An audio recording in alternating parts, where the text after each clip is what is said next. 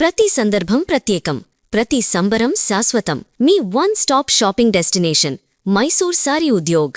గురుగారు నమస్కారం. గురుగారు శ్రీమాత్రే నమః. శ్రీ గురుభ్యో నమః. శ్రీమాత్రే నమః. గురుగారు ఆగస్ట్ 7 ఆది కృతికా నక్షత్రం అంటున్నారు. ఆషాఢ మాసంలో వస్తుంది. ఆ సుబ్రహ్మణ్యేశ్వర స్వామికి అత్యంత పర్వదినం అంటున్నారు. దీన్ని ప్రజలంతా కూడా ఏ విధంగా సద్వినియోగపరచుకోవచ్చు? ఏంటి అసలు ఆది కృతికా నక్షత్రం ఏంటి, ప్రత్యేకత విశిష్టత అసలు ఏంటి గురుగారు? తప్పనిసరిగా నాన్న, కృత్తికా నక్షత్రం సాక్షాత్ శ్రీ సుబ్రహ్మణ్యేశ్వర స్వామి వారి జన్మ నక్షత్రం. ఆయన పుట్టింది కృత్తికా నక్షత్రం. కృత్తికాయే నమో నమః అని చెప్పి కూడా మనకి అష్టోత్తరంలో చదువుతూ ఉంటాం.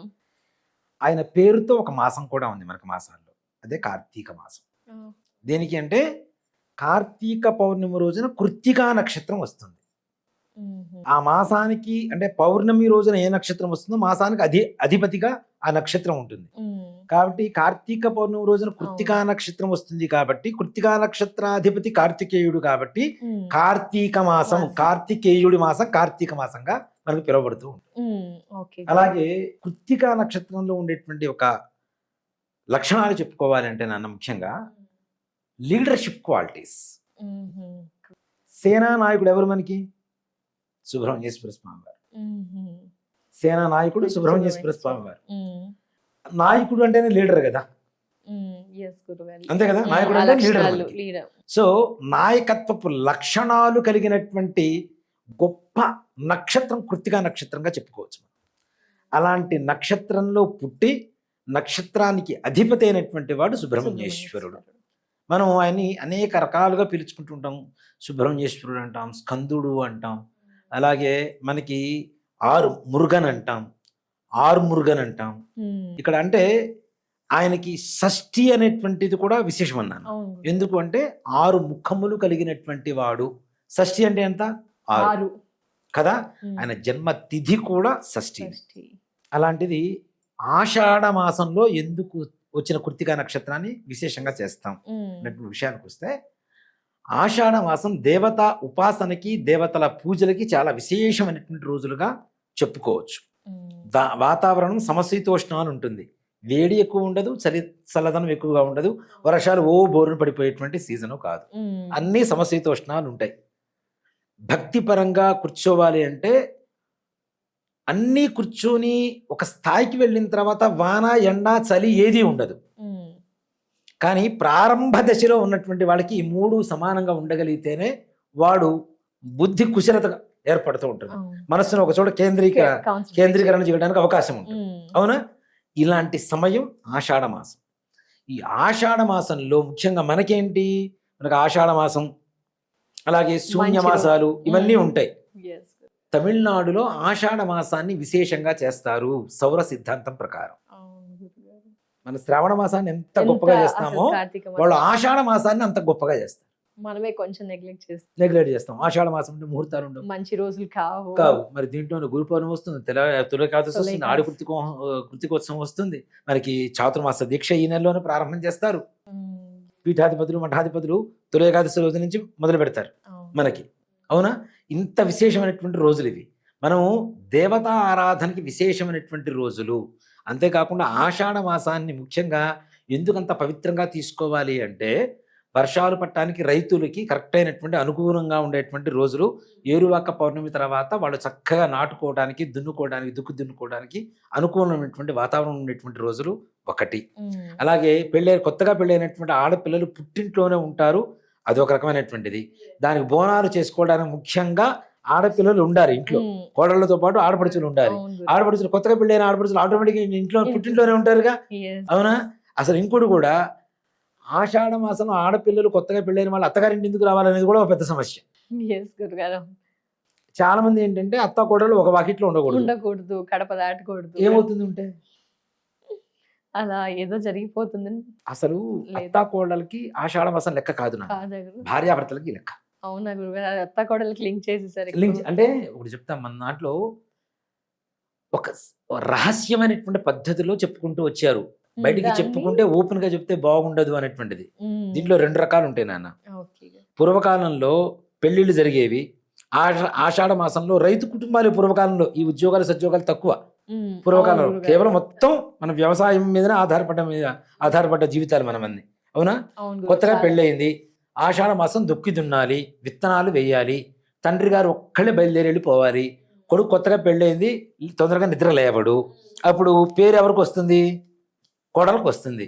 Yes. కొత్తగా పెళ్ళైంది, మా వాడు నిద్ర లేవటం లేదు, అమ్మాయి లేవనివ్వటం లేదు, వీళ్ళు లేవటం లేదు, పొలానికి వెళ్ళటం లేదు, మా ఆయన ఒక్కడే చేసుకుంటున్నారని చెప్పి అత్తగారు కోడల మీద నిందలు రొసరొసలు వేస్తూ ఉంటారు. నిందలు వేయడం అనేటువంటి జరుగుతూ ఉంటాయి. ఉమ్.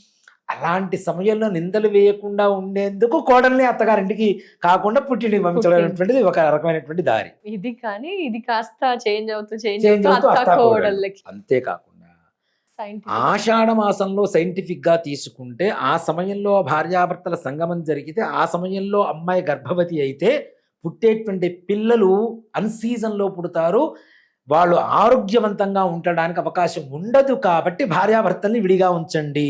ఇది Yes. పచ్చిగా చెప్పలేక అత్త కోడళ్ళు లింకు పెట్టారు. Yes, గురుగారు. ఇది వాస్తవం అసలు అయితే. ఇన్ని సైన్స్ పరంగా ఉంది, మన మానవ జీవితాలకి లింక్ ఉండేటువంటి ఒక బంధత్వ, మన వ్యవసాయానికి సంబంధించినటువంటి బంధం ఉంది. ఉంది. ఇట్లాంటి వాటికి ఆషాఢ మాసం ఇంత పవిత్రమైనదిగా మనం ఎంచుకుంటున్నప్పుడు దాన్ని ఎందుకు చెడుగా చూడాలి Yes, గురు. కదా? ఉమ్. నిజంగా నాకు తమిళియన్స్ కొన్ని సిస్టమ్స్ చాలా బాగా నచ్చుతారు నాన్న. ఆహా. దేనికి అంటే ఆషాఢ మాసాన్ని వాళ్ళు పవిత్రంగా చేస్తారు. అందులో కృత్తికా నక్షత్రం కలిసి వచ్చినటువంటి రోజున సుబ్రహ్మణ్యేశ్వర స్వామి వారికి విశేషమైనటువంటి పండుగ చేస్తారు. ఉహు. ఆరు పడై అని ఉమ్. 6 దేవాలయాలు ఉంటాయి. Okay. పడై అంటే పడగ, ఉమ్. షణ్ముఖేశ్వరుడు అని పిలుస్తాం మనం ఉమ్. స్వామివారిని. అవునా? అవును గురుగారు. షణ్ముఖేశ్వరుడు అంటే 6 తలలు కలిగినటువంటి వాడు. 6 పడై, పడై అంటే పడగ. ఉమ్. 6 పడగలు 6 క్షేత్రాల్లో ఉన్నాయి అక్కడ మనకి తమిళనాడులో. ఉహు. తిరుత్తని, పళని, తిరుచెందూరు, స్వామిమలై, ఇట్లాగా 6 ఊళ్ళు ఉన్నాయి. Okay, గురు. 6 ఊళ్ళల్లో 6 దేవాలయాలు ఉన్నాయి. ఉహు. ఈ 6 దేవాలయాల్లో ఆడి కృత్తికోత్సవం రోజున విసుకేస్తే రాలనంత జనం ఉంటారు. అవునా గురుగారు? అంత విశేషమైనటువంటి పండుగ అక్కడ. ఉహు. ఇప్పుడు మనం సుబ్రహ్మణ్య షష్ఠికి, స్కంద షష్ఠికి, కుమార షష్ఠికి ఇక్కడ మనం కాడులు ఇప్పుడు ఇక్కడ మోస్తున్నారు, కాడి మోయటం అని ఇక్కడ చేస్తున్నారు. Okay, గురు. ఈ కాడి ఉత్సవం అనేటువంటిది వాళ్ళు ఆడి కృత్తికోత్సవానికి చాలా విశేషంగా చేస్తారు.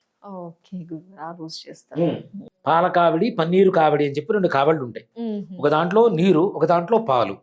ఇట్లా కావడి పట్టుకొని పోయేవాళ్ళు పూర్వకాలంలో. ఇప్పుడు దానికి కొంచెం ట్రెండ్ మారుతున్న కొద్దీ ఈ సినిమాలో చూపిస్తున్న విధంగా మనకి కావడి అని చెప్పి ఇట్లా ఆడుతూ ఉన్నారు. కానీ అటు ఇటు 2 కుండలు ఉంటాయి, ఒక దాంట్లో పాలు ఉంటాయి, ఒక దాంట్లో నీళ్లు ఉంటాయి. స్వామివారికి అభిషేకం చేయడం కోసం తీసుకెళ్లేటువంటిది. Oh. ప్రతి ఇంటి నుంచి తీసుకెళ్లేవాళ్ళు కావిడి కట్టుకొని ఉమ్. ఆ ఇంట్లో. ఆ రోజున ఇంట్లో పాడి ఉండేది కాబట్టి పాలు నీళ్లు తీసుకుని వెళ్ళి స్వామివారికి అభిషేకం చేసిన తర్వాత మిగిలిన పాలు అభిషేకం అయిపోయి వచ్చిన తర్వాత ఇంట్లో మిగిలిన పాలు మాత్రమే వాళ్ళ ఇంట్లో ఉపయోగించుకునేవాళ్ళు. ఉమ్. స్వామివారికి. స్వామివారికి పాలు ఎందుకు అంతకిష్టం? ఆయన స్కందుడు, స్కందమాత యొక్క సంతానం, ఉహు. స్కంద ప్రాప్తి. స్కందుడు అంటే ఎక్కడ పుట్టాడు ఈయన? రెల్లు గడ్డిలో పుట్టాడు కాబట్టి ఆయన పేరు స్కందుడు అని పేరు. రెల్లుగడ్డిలో రెల్లు గడ్డి. అంటే గురు. రెల్లు అంటే మనకి పొలాల మీద ఉంటుంది నాన్న. ఓకే గురుగారు. పావులు ఉంటాయి చూడండి, పొదలు పొదలాగా రెల్లు గడ్డిలాగా ఉంటుంది. ఆ. దాన్ని రెల్లుని సంస్కృతంలో స్కందము అంటారు. స్కందం. ఉహు. అందుకని ఆ రెల్లు గడ్డిలో పుట్టాడు కాబట్టి ఈయన పేరు స్కందుడు. పేరు అలా వచ్చింది. ఈయనకు వచ్చిన పేరు స్కందమాత. ఆయన తల్లి పేరు కూడా స్కందమాత ఉమ్. కాబట్టి ఈయనకి స్కందుడు అనేటువంటి పేరు వచ్చింది. ఆ స్కందోత్పత్తి చెప్పాలంటే చాలా కథ ఉంటుంది, చాలా విశేషమైనటువంటి కథ. నిజంగా ఆ స్కందోత్పత్తి విన్నా, ఉమ్. చదివినా ఉమ్. మనకుండేటువంటి సమస్త రోగాలు, సమస్త సమస్యలు తుడిచిపెట్టుకుపోతాయని చెప్పడంలో మాత్రం సమస్య లేదు. అవునా గురు. ఆ కృతికా నక్షత్రం రోజు చదవాలంటారా? ఏ రోజైనా? ఆ రోజు చదివితే ఇంకా ఇంకా విశేషం. విశిష్టంగా ఉంటుంది. ఇప్పుడు మీ పుట్టినరోజు రోజున మీకేమైనా గిఫ్ట్ ఇస్తారు, ఆ రోజు ప్రతిరోజు ఇవ్వరుగా. Yes, గురు. అవునా? ఆ రోజు హ్యాపీ పుట్టినరోజు ఫీల్ అవుతాము. మీరు ఎట్లాగూ యాక్టివ్గా ఉంటారు, యాక్టివ్గా హ్యాపీగా ఉంటారు. ఆ హ్యాపీగా ఉన్న సమయంలో మిమ్మల్ని ఇంకాస్త ఆనందపరిస్తే ఏం చేస్తారు? ఫేవర్ అవుతారా వరా? Yes, ఖచ్చితంగా. అట్లాగే ఆయన పుట్టిన జన్మ నక్షత్రం రోజున ఆషాఢ మాసంలో వచ్చే ఆడి కృత్తికోత్సవం ఆగస్టు 7వ తారీఖున వస్తుంది ఉమ్. మనకి. ఏం చేయాలంటే ఈ ఆగస్టు 7వ తారీఖు కృత్తికోత్సవం, ఆడి కృత్తికోత్సవం రోజున ప్రతి ఒక్కరు గుర్తుపెట్టుకోండి అన్న, ఉమ్. మీకు దగ్గరలో ఉండేటువంటి సుబ్రహ్మణ్యేశ్వర స్వామి వారి ఆలయంలో అభిషేకం చేయించండి, పంచామృత అభిషేకం. ఓకే గురుగారు. అక్కడ పోయి అడిగినా చేస్తారు గ్యారంటీగా. అందులో మనకి మన హైదరాబాద్లో మన స్కందగిరి సుబ్రహ్మణ్యేశ్వర స్వామి వారి టెంపుల్ ఉంటుంది, ఉమ్. అక్కడ కూడా చాలా విశేషంగా చేస్తారు. ఇప్పుడు అక్కడ అందరూ ఉండేవాళ్ళందరూ కూడా తమిళియన్సే, ఉమ్. పూజారులు. ఓకే గురుగారు. అట్లా. అక్కడ ఆ, ప్రతి లేదు అంత దూరం వెళ్ళక్కర్లేదు, అక్కడ ఖరీదు ఎక్కువ, మా వల్ల కాదు, మీకు దగ్గరలో ఉండేటువంటి గుళ్ళో చేసుకోండి. ఉమ్. స్వామివారికి అభిషేకం. అభిషేకం. అది కూడా మాకు శక్తి లేదు, మా దగ్గర డబ్బులు లేవండి, అంత కూడా మేము పెట్టలేమండి, 200-300 కూడా మేము ఖర్చు పెట్టుకోలేమండి అంటారా? ఇంట్లో సుబ్రహ్మణ్యేశ్వర స్వామి వారి పటం ముందు దీపారాధన వెలిగించండి, 2 అగరబత్తీలు వెలిగించండి, ఒక చిన్న గిన్నెలో పచ్చిపాలు పంచదార, ఎంత నాన్న, కొద్ది గిన్నెలో పచ్చిపాలు పంచదార 2 మిక్స్ చేసి స్వామివారి దగ్గర పెట్టండి. సుబ్రహ్మణ్య భుజంగ స్తోత్రము అని ఉంటుంది. ఓకే గురుగారు. సుబ్రహ్మణ్య భుజంగ స్తోత్రాన్ని చదవద్దు, చదవడం వస్తేనే చదవండి, లేకపోతే యూట్యూబ్ లో వస్తుంటుంది. చక్కగా హెడ్ ఫోన్స్ పెట్టుకోండి, టీవీ కనెక్ట్ చేయదు, నేను అది కూడా చెబుతాను. టీవీ కనెక్ట్ చేస్తే వింటున్నాము అంటే చెవులు మాత్రమే ఉంటాయి కానీ మన మైండ్ వినదు, మన పని మనం చేసుకుంటూనే ఉంటాం కాబట్టి ఏదైనా సౌండ్ వచ్చినా వినపడుతుంటుంది. టీవీ కనెక్ట్ చేసిన హెడ్ ఫోన్స్ పెట్టుకోండి చక్కగా ప్రశాంతంగా, ఇప్పుడు అవకాశం ఉన్నది కాబట్టి హెడ్ ఫోన్స్ పెట్టుకోండి ప్రశాంతంగా. 10 నిమిషాల 59 సెకండ్లు ఉంటుంది నాన్న భుజంగ స్తోత్రం, ప్రశాంతంగా వినండి. పచ్చిపాలు పంచదార దేవుడికి నైవేద్యం పెట్టండి. ఇంట్లో అందరూ తీర్థం తీసుకోండి. చాలా సింపుల్ గా చేసుకోవాల్సిన పని, అవునా? నిజంగా సుబ్రహ్మణ్యేశ్వర స్వామి వారికి చేయడం వల్ల నాన్న మన జాతకంలో ఉండేటువంటి సమస్త కుజదోషాలు నివృత్తి కలుగుతాయి. కుజదోషం వల్ల వివాహం కానిటువంటి వాళ్ళకి వివాహం అవుతుంది. అలాగే సంతానం కలగనటువంటి వాళ్ళకి, ఆడవాళ్ళకు ఉండేటువంటి గైనిక్ ప్రాబ్లమ్స్ ఏవైతే ఉంటాయో అవి క్యూర్ అవుతాయి. సంతానం లేమి వాళ్ళకి సంతానం కలుగుతుంది. కలిగేటువంటి సంతానం ఇప్పుడున్నటువంటి రోజుల్లో ఎక్కువగా ఆటిజంతో పుడుతున్నటువంటి పిల్లలు ఉన్నారు, అనారోగ్యంతో పుడుతున్నటువంటి అంగవైకల్యంతో పుడుతున్నటువంటి పిల్లలు ఉన్నారు. ఇలాంటి అంగవైకల్యం లేకుండా, అనారోగ్యం లేకుండా మంచి ఆరోగ్యవంతమైనటువంటి సంతాన యోగం కలుగుతుంది. అప్పులు పాలైపోతున్నాం, అసలు మా దగ్గర ఉన్న మేము అప్పుల్లో కూరుకుపోయామనుకున్నారు, సుబ్రహ్మణ్యేశ్వర స్వామి వారిని రేపు ఆడికృత్తికోత్సవం రోజు నుంచి ప్రతి నిత్యం సుబ్రహ్మణ్య భుజంగ స్తోత్రం వింటూ స్వామివారికి పచ్చిపాలు పంచదార నైవేద్యం పెడుతూ చక్కగా రోజు తీర్థం తీసుకోండి. అప్పులోంచి బయటకు వస్తారు. మేము అప్పులు ఇచ్చాం గురువు గారు, మాకు వెనక్కి రావటం లేదు, మాకు ఎంతసేపటికి తీసుకున్నవాడు ఎగ్గొట్టి వెళ్ళిపోతున్నాడు అంటారా? అలాంటి దానికి కూడా చక్కటి పరిహారం సుబ్రహ్మణ్య భుజంగ స్తోత్రం, స్వామివారికి పూజ చేయటం. కుజదోషం వల్ల హెల్త్ అంటే ఆర్థికం, ఆరోగ్యం, సంతానం, వివాహం, కుటుంబం, ముఖ్యంగా ఇప్పుడున్నటువంటి రోజుల్లో భార్యాభర్తల మధ్య ఉండేటువంటి అవగాహన లోపం, మిస్అండర్స్టాండింగ్స్, ఈగో, వీటి వల్ల వైవాహిక బంధాలు అంత గట్టిగా దృఢంగా ఉండట్లేదు. అలాంటి వాటికి కూడా ఇక్కడ అమ్మాయికో అబ్బాయికో ఎవరికో ఒకరికి ఇష్టం ఉంటుంది, అరే అతనితో నేను ఉండాలి అనేటువంటి ఇష్టం అమ్మాయికి ఉంటుంది, భర్తకు ఉంటుంది, లేదు నాకు ఈ భార్య కావాల్సిందే అనుకొని. ఎవరు అయితే ఇలా అనుకొని ఆ బంధాన్ని దృఢంగా ఉండాలనుకుంటున్నారో వాళ్ళు ఈ పారాయణ చేయడం ద్వారా ఆడికృత్తికోత్సవం రోజు నుంచి ఆగస్టు 7వ తారీఖు నుంచి ప్రారంభించి ప్రతి నిత్యం చేస్తూనే ఉండండి. నేను అక్షరాల చెప్తున్నానన్నా, ప్రపంచంలో నీ జీవితంలో మరలా ఇంకో జ్యోతిష్కుడి దగ్గర వెళ్లాల్సిన అవసరం లేకుండా సుబ్రహ్మణ్యేశ్వర స్వామి వారిని నువ్వు చేయబట్టుకోవడం కాదు, స్వామి నీ చేయబట్టుకొని నడిపిస్తాడని చెప్పి.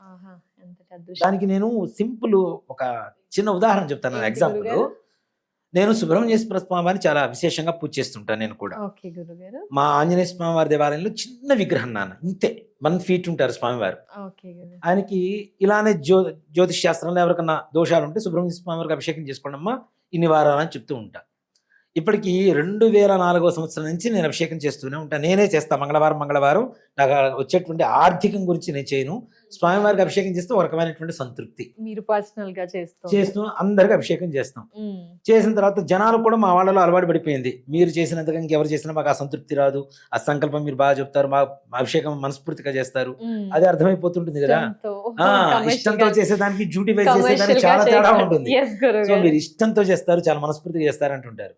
అది కొన్ని సంవత్సరాలు అయిపోయిన తర్వాత నాన్న 2021-22 సంవత్సరాల్లో దాదాపుగా ప్రతి డిసెంబర్లో నేను ఒక యాత్ర చేస్తూ ఉంటాను. డిసెంబర్లో మా ఫ్రెండ్స్ నాకు హాలిడేస్ ఉంటాయి, వాళ్ళకి ఈ క్రిస్మస్ హాలిడేస్ ఇవన్నీ ఉంటాయి కదా, ఓ 4 కలిసి గవర్నమెంట్ జాబ్ హోల్డర్స్ వాళ్ళు 3, నేను ఒక డ్రైవర్ తీసుకుంటాం, నా కార్ తీసుకుంటాం, వెళ్ళిపోతాం. మధురై వెళ్దాం అన్నారు. మధురై దగ్గర నుంచి రామేశ్వరం నుంచి త్రివేంద్రం, ఇట్లా ఒక మ్యాప్ వేసుకున్నాం. మ్యాప్ వేసుకున్న తర్వాత వాళ్ళు ఏమంటారు అంటే నువ్వు ఎక్కడ డైవర్ట్ చేయొద్దు, అనుకున్న మ్యాప్ ప్రకారం అని చూసొద్దామంటారు. సరే అని చెప్పి వెళ్తాం. అందరం ఊరే అనుకుంటాం, వెళ్తున్నాం. మధురై యాత్రకు వెళ్తూ ఉంటే ఒక ఫ్లైఓవర్ వచ్చింది నాన్న. ఫ్లైఓవర్ నుంచి రైట్కి తిరిగితే మధురై హైవే ఎక్కేస్తాం. మంగళవారం, షష్ఠి, కృత్తికా నక్షత్రం 3 కలిసి వచ్చినటువంటి రోజు. ఈ ఫ్లైఓవర్ ఇట్లా టర్న్ అయ్యేటప్పుడు లెఫ్ట్ సైడ్ పళని 15 kilometers అని బోర్డు ఉంది. నాకు ప్రాణం చివుక్కుమంది, మరి ఎంత దూరం వచ్చావరా, మంగళవారం రా, కృత్తికా కృత్తికా నక్షత్రం రా, నక్షత్రం. షష్ఠీ తిథి కలిసి వచ్చిందిరా, స్వామివారు పిలుస్తున్నారు, ఒక్కసారి వెళ్ళొద్దాం రా అంటే ఏ పో అది ఇది అని చెప్పి మొత్తానికి ముందే ఒప్పుకున్నారు. చెప్పారు మీకు అలా చేయొద్దని అన్నారు. వెళ్ళాము, దర్శనం చేసుకుని వెళ్ళి వచ్చేయాలని అన్నారు. సరేరా అన్న. ఉదయం వెళ్తే సాయంత్రం అయింది దర్శనం. ఏం వాళ్ళు ఎలా ఉంటారు ఇక? రోజు ఇంకా యుద్ధం చేస్తుంటారు నా మీద, ఇంకెక్కడ నువ్వు డైవర్ట్ చేస్తే ఊరుకోమన్నారు. సరే మీ ఇష్టం, ఇప్పటి నుంచి నేను ఎక్కడ మాట్లాడను, మీరు ఎక్కడికి తీసుకెళ్తే అక్కడికి వస్తానన్న. వెళ్ళాను అన్న. రోజు నైట్ హాల్ట్ చేసేవాళ్ళం ఒక చోట, ఒక ఊర్లో. మళ్ళీ పగలంతా ప్రయాణం, దర్శనం చేసుకోవడం, పొద్దున్న లేవడం, దర్శనం చేసుకోవడం, అక్కడ ఉండే గుళ్ళు, అక్కడి నుంచి ప్రయాణం మరలా చేసేవాడు. ఇలా ప్రతి చోట నైట్ హాల్ట్ చేసే చోట తెల్లవారితే పొద్దున్నే 4 గంటలకు స్నానం చేసేవాడిని నేను. లేచి దగ్గరలో ఏదైనా గుడి ఉందని చెప్పి నమస్కారం చేసుకోవడానికి పోతే ఈ 6 దేవాలయాల్లో ఒక దేవాలయం ఉంటుంది. ఏది గురుగారు? సుబ్రహ్మణ్య స్వామి 6 దేవాలయాలు ఉన్నాయి కదా, పడని అయిపోయింది కదా, మిగిలిన 5 ఉన్నాయి కదా. అన్ని దేవాలయాలు దర్శనం పూర్తి అయిపోయింది. మీకు తెలియకుండా మ్యాప్ లో ఒక్కడు కూడా లేదు. మీకు తెలియకుండానే 6 దేవాలయాలు పూర్తి అయిపోయినాయి. చివరి దేవాలయం నాన్న 8 గంటలకి మార్గశిర మాసం డిసెంబర్ అంటే 8 గంటలకి టెంపుల్స్ క్లోజ్ చేస్తారు తమిళనాడులో. 7:59 నేను లోపలికి అడుగు పెట్టాను, టెంపుల్ బయట క్లోజ్ నాన్న. దీన్ని బట్టి నాకు తెలిసిందంటే నేను స్వామిని కోరుకోలేదు, స్వామి నన్ను తీసుకొని వెళ్ళాడు నా చేయబట్టుకున్నాడు. ప్రూవెన్ గురువు గారు అసలు కళ్ళకి కట్టినట్లుగా కనిపిస్తుంది. మీరు అనుకోలేదు, ఫ్రెండ్స్ ముందే చెప్పారు. అలా 6 రోజులు అస్సలు అన్ని దేవాలయాలు పూర్తి అయిపోయినాయి. నేను అదే అంట, సుబ్రహ్మణ్యేశ్వర స్వామి వారిని కొన్ని రోజులు మనం ఆయన చేయిని పట్టుకుంటే కొన్ని రోజుల తర్వాత ఆయన మన చేయి పట్టుకొని నడిపిస్తాడు రా. జ్ఞాన అవివేకం ఏదైతే వివేకం ఉంటుందో, ఇప్పుడు కొంతమంది మోసం చేస్తుంటారు జనాలు లైఫ్లోకి వచ్చేసి.